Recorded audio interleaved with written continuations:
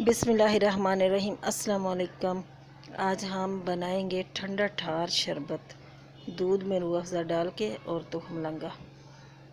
ये तुहमलंगा सबसे पहले इसको भिगोएंगे, क्योंकि अगर साथ ही डाल देते हैं तो तुहमलंगा नीचे बैठ जाता है।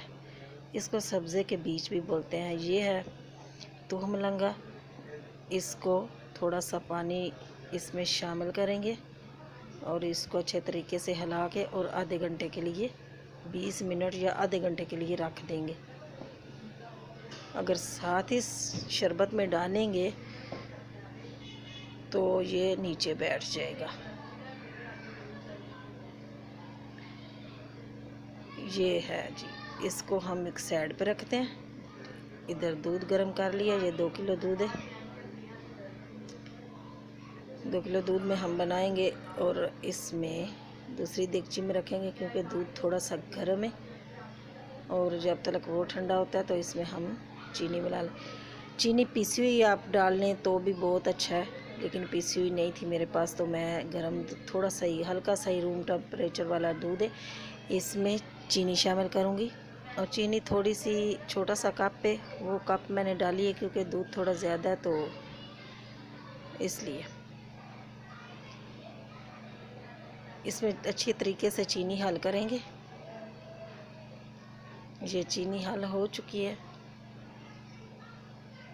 अब हम जो दूसरा दूध है वो भी इसमें शामिल कर लेंगे और ये जो तुहमलंगा हमने भिगोया हुआ है ये भी शामिल करेंगे।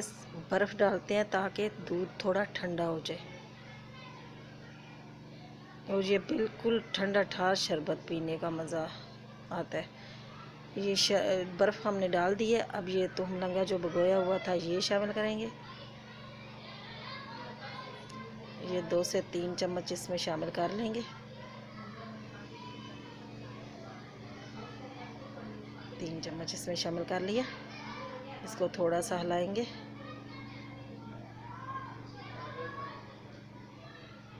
अब दूध भी ठंडा हो चुका है। ये है जी रूह अफ़ज़ा, और रूह अफ़ज़ा थोड़ा सा इसमें शामिल करेंगे। इसको अच्छे तरीके से हिलाएंगे।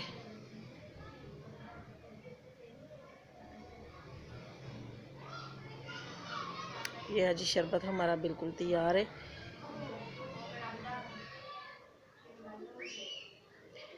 आप इसमें फ़लूदा भी शामिल कर सकते हैं, आप इसमें तरबूज भी शामिल कर सकते हैं, लेकिन ये ऐसे भी बहुत ही मज़े वाला शरबत बनता है। अब हम सर्व करते हैं। ये गर्मी में बहुत ही मज़ेदार और बहुत फ़ायदेमंद होता है। ये है जी शरबत। फाइनल लुक मैं आपको बताती हूँ। ये देखें। अब इसमें थोड़ा सा तुहमलंगा और शामिल करते हैं। ये शामिल कर देते हैं। चलें जी, अल्लाह ताला आपको अपनी हिफ्ज़-ओ-मान में रखें। दुआओं में याद रखना। अल्लाह।